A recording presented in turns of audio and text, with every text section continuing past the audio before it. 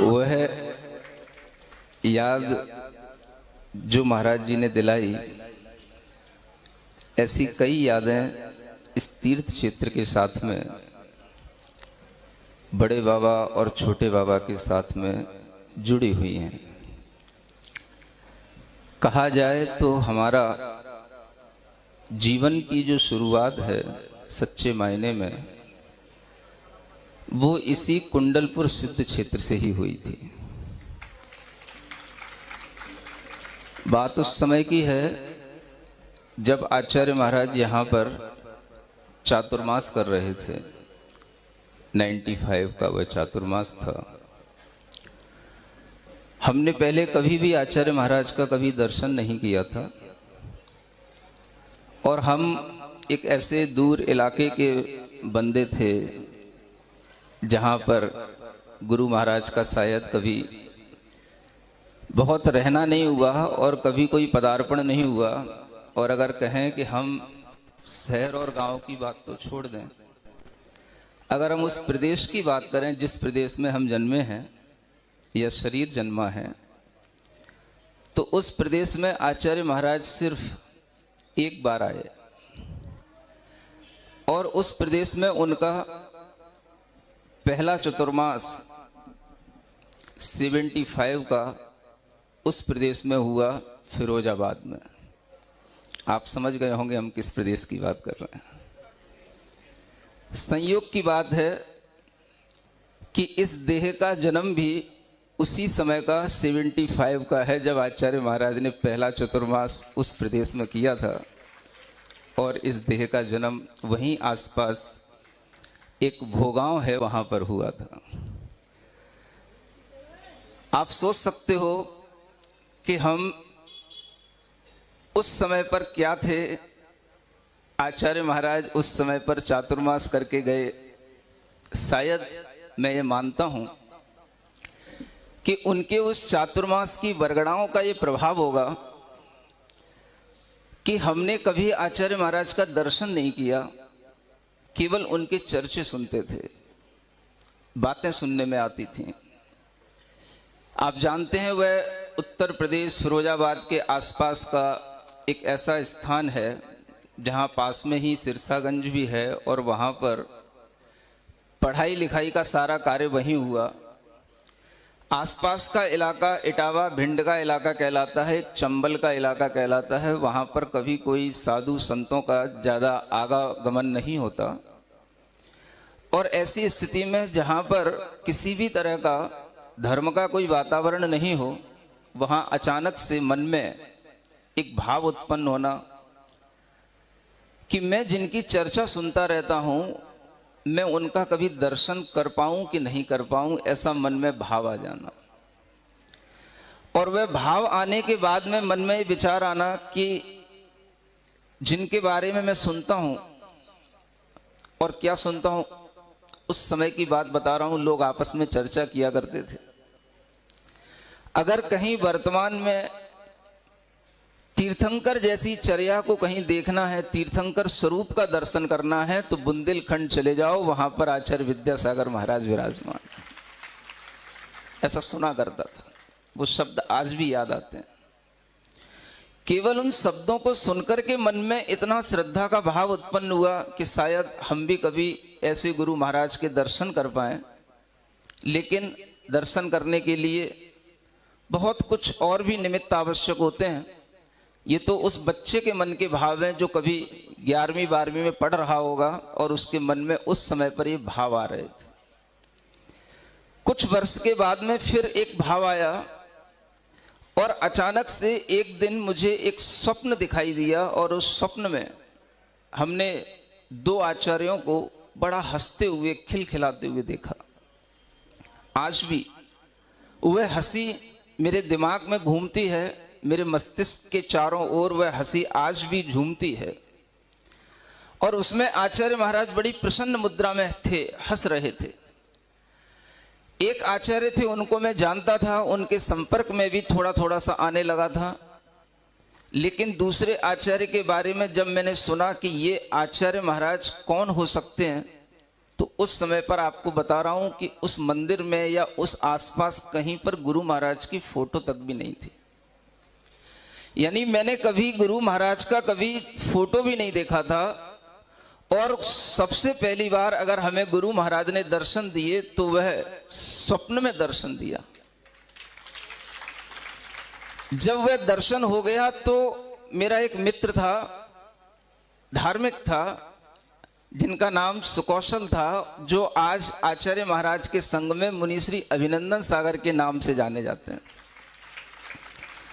मैंने उनसे कहा कि मुनि महाराज की जो आज मैंने दर्शन किया है उनमें मैं एक को तो जानता हूं, दूसरे को तो मैं जानता नहीं, ये कौन हो सकते हैं? नाम सुना है आचार्य महाराज का लेकिन कभी फोटो नहीं देखी। तो उन सुकौशल भाई साहब ने मुझे एक कहीं से फोटो ला करके दिखाई, और वो फोटो दिखाई जो दो शिखर के बीच में आचार्य महाराज बैठे हुए हैं। रामटेक की वो फोटो है। उस फोटो को देखने के बाद मैं कहा कि ये तो वही हैं जिनको मैंने स्वप्न में देखा है। तब मुझे समझ में आया कि आचार्य महाराज ने मुझे स्वप्न में दर्शन दिया, लेकिन मुझे उससे कोई ऐसा नहीं लगा कि उन्होंने ऐसा दर्शन क्यों दिया। हम अपनी लौकिक पढ़ाई पढ़ रहे थे, पढ़ते रहे, आईआईटी करने के लिए लखनऊ गए, वहां भी चले गए, लौट करके आए, सब कुछ चलता रहा। लेकिन उसी बीच में कुछ ना कुछ ऐसे प्रसंग बनते गए जो कहीं ना कहीं हृदय में कुछ दूसरी लाइन पर जाने के लिए प्रेरित करते रहे। और उसी का परिणाम ये निकला कि बीएससी कंप्लीट करने के बाद में हम सीधे पहले तो उन आचार्य महाराज के पास पहुंच गए जिनका नाम आचार्य पुष्पदन सागर जी महाराज। एक वर्ष वहां रहे और उसके बाद में हम वहां से चलने को मन बनाए कि हमें आचार्य महाराज के दर्शन करना है, हमें आचार्य महाराज के दर्शन करना है। हमारी मन में पहले से भावना थी, लेकिन वो दर्शन नहीं हो पा रहे हैं। कहां जाऊं? एक संघ से दूसरे संघ में आना बड़ा कठिन काम होता है। और उस परिस्थिति में भी तरह तरह के बहाने बना करके कि मुझे बुंदेलखंड की यात्रा करना है, मुझे बुंदेलखंड के तीर्थों के दर्शन करना है, इस बहाने से वहां से निकले, दर्शन करने के लिए वहां से आए। और मन में भाव था कि मुझे एक बार आचार्य महाराज का दर्शन करना है। जब पहली बार जब आचार्य महाराज ने स्वप्न दिया था, न जाने क्यों मन में अपने आप अंतः प्रेरणा से मेरे मन में भाव उत्पन्न हुआ था, जब भी कभी मैं आचार्य महाराज का दर्शन करूंगा मैं बिल्कुल लेट जाऊंगा, साष्टांग नमस्कार करूंगा। अपने मन में स्वतः भाव आया था कि चाहे भले ही आचार्य महाराज कहीं चल रहे हो, धूल हो, कीचड़ हो, मैं कुछ नहीं देखूंगा, मैं लेट जाऊंगा। मेरा ये भाव था। और वह अंतः प्रेरणा से मेरे अंदर की भावना छिपी रही। कुछ संयोग बने, परिस्थितियां अनुकूल बनी, और कुछ निमित्त को लेकर के वह उसी चातुर्मास में जब आचार्य महाराज यहाँ 95 में विराजमान थे, हम उस समय पर कानपुर में उन आचार्य महाराज के साथ थे। वहां से छतरपुर द्रोणगिरी होते हुए आचार्य महाराज के दर्शन करने के लिए यहाँ आए। दर्शन करने के लिए उस समय पर आते हुए भी अनेक तरह के मन में विकल्प थे, क्योंकि आप जानते हो एक संघ से दूसरे संघ में आना, एक संघ के ब्रह्मचारियों का दूसरे संघ के ब्रह्मचारियों के साथ में कोई मिलना बैठना। और आचार्य महाराज के बारे में तो उस समय पर भी प्रसिद्ध था, आचार्य श्री कभी किसी दूसरे संघ के ब्रह्मचारी को कोई ज्यादा वेटेज देते नहीं है, ऐसा उस संघ में मुझे बता दिया गया था। इस तरह की कुछ नेगेटिव फीलिंग्स के साथ भी हम वहां से चले थे, और ये सोच करके कि यहां हमें शायद कुछ नहीं मिलेगा, लेकिन मेरे मन की भावना है कि मुझे एक बार आचार्य महाराज का दर्शन करना है। हम आए। आपको बताऊं, आज भी ये मंदिर जो 52 नंबर का मंदिर है, जो इसी संत भवन के सामने जो पेड़ लगा हुआ है उसके सामने आदिनाथ भगवान का जो मंदिर है, उसमें 2 दरवाजे हैं। एक तरफ से हम इधर से एंट्री लिए, आचार्य श्री उस समय पर उसी मंदिर में वहीं बैठे थे राइट साइड की तरफ, और वहां पर उनका आसन लगा हुआ था। उधर उस समय उसे जो बाहर दैलान है वहां लोग जो खड़े हुए थे उनसे कुछ वह चर्चा कर रहे थे।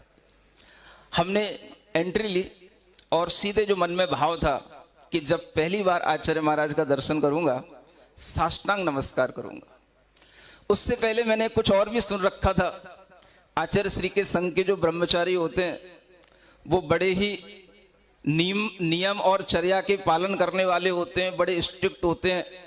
और ये भी सुन रखा था कि ब्रह्मचारी भी हमेशा उठते बैठते हुए पिच्छी आदि का प्रयोग करते हैं। तो हम बड़ी थोड़ी तैयारी के साथ में आए थे और मन में भाव लेकर के आए थे कि हमसे कभी कोई गलती ना हो जाए कि आचार्य महाराज मुझे बिल्कुल इग्नोर कर दें। अब इस तरह की तैयारी के साथ में हम आए थे। उस समय पर चूंकि वैसे केसनोच नहीं होता, बाल बड़े बड़े रहते हैं, लेकिन हम इसलिए वहां पर केसलॉन्च करा करके आए थे कि ताकि आचार्य श्री को ऐसा ना लगे कि ये कहीं कोई बहुत शौकीन है या कहीं अच्छा इंप्रेशन पड़ना चाहिए, इसलिए वहां पर किसी दूसरे भैया से केसलॉन्च भी करा लिए थे। आपको बता रहा हूं मैं कितनी तैयारी के साथ आचार्य महाराज के दर्शन करने आया था। अंदर की बात बता रहा हूं। अब जब हमने वहां पर एंट्री ली और आचार्य महाराज के सामने बिल्कुल पिच्छी लगा करके वो कपड़े का परिमार्जन करके और बिल्कुल उनके सामने लेट गया और आचार्य श्री ने देख लिया कि कोई ब्रह्मचारी आए हैं। हम 2 ब्रह्मचारी थे, हम और सुकौशल भाई साहब, और दोनों आकर के लेट गए। और लेटने के बाद में बिल्कुल जैसे ही उठे उनके चरणों का स्पर्श किया। संयोग की बात है, आज की परिस्थिति को देखें तो उस समय पर किसी ने कोई रोका नहीं था, कोई कमेटी के लोग नहीं थे, कोई बहुत ज्यादा मतलब रेस्ट्रिक्शन नहीं थे। अब उस समय पर आचार्य महाराज को जैसे ही छुआ, उनके चरणों को स्पर्श करके जैसे ही उनकी तरफ मुंह उठाने को हुआ और उनकी तरफ देखने को हुआ, तो आचार्य श्री ने खुद, मैं कुछ कह पाता, बोल पाता, उससे पहले ही उन्होंने न जाने क्यों ऐसा पूछ लिया, क्यों ब्रह्मचारी जी कहां से आए हो?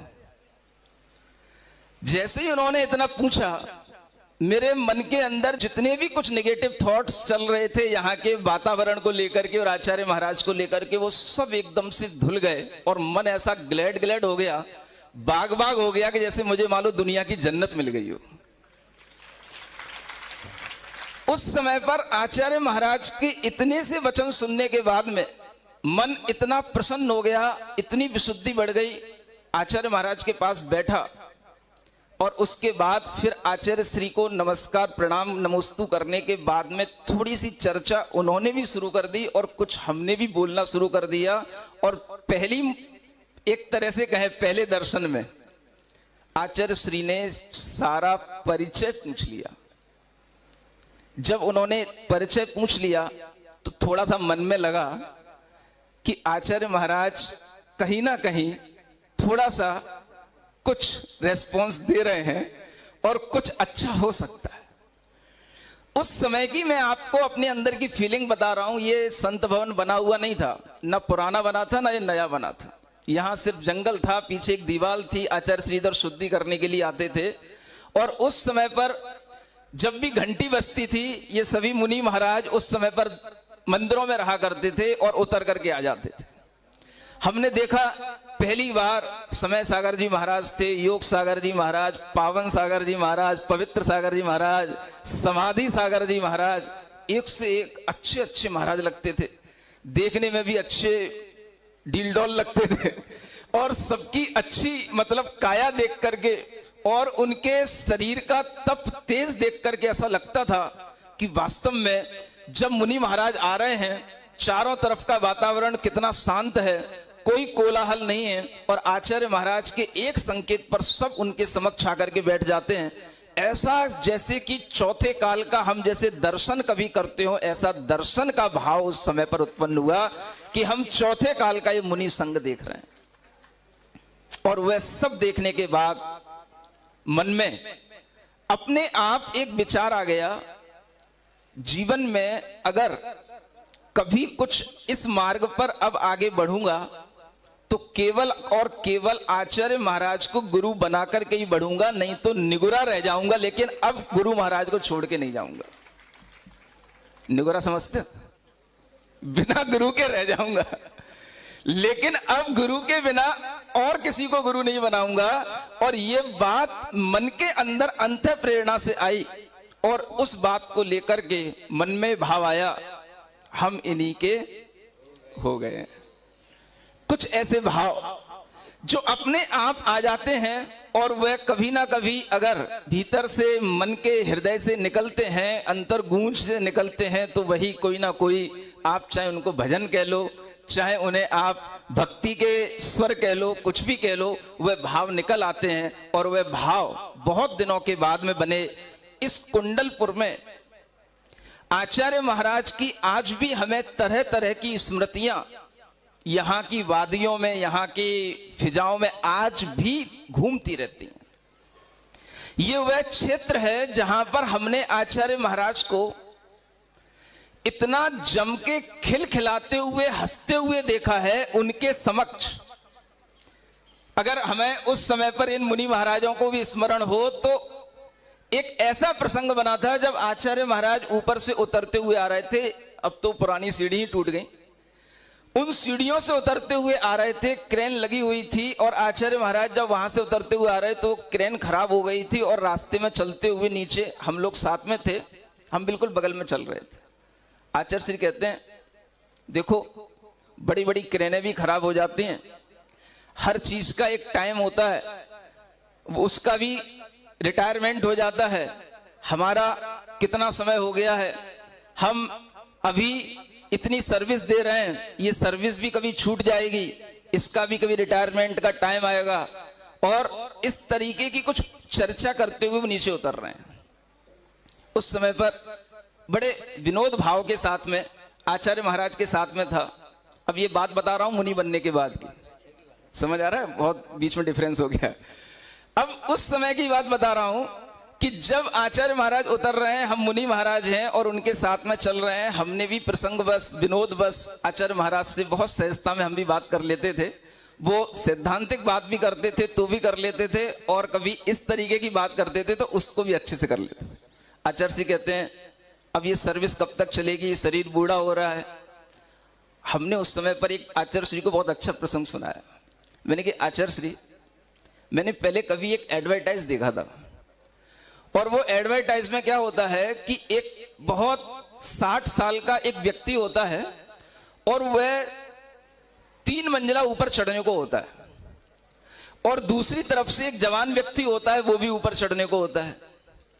और दोनों चढ़ने के बाद में जो वृद्ध व्यक्ति है, 60 साल का जो व्यक्ति है, वो तो आराम से चढ़ जाता है बिना हाफी के, और जो जवान है वो हाँफता है। तब वहां पर एक डायलॉग आता है, ये 60 साल का बूढ़ा है, 60 साल का जवान। आचार्य श्री ने जब ये शब्द सुना, 60 साल का बूढ़ा है, 60 साल का जवान, तो आचार्य श्री इतने खिलखिला के हंसे कि उस समय पर जो मुनि महाराज यहाँ पीछे जो पुराना संत भवन बना था, उनकी वो टिकरियों पे बैठे हुए थे, तो वो आवाज आई आचार्य श्री की हंसने की। और जब मैं अंदर आया तो लोग मुझसे पूछते हैं, आज क्या हो गया, आचार्य श्री इतने क्यों हंस रहे थे?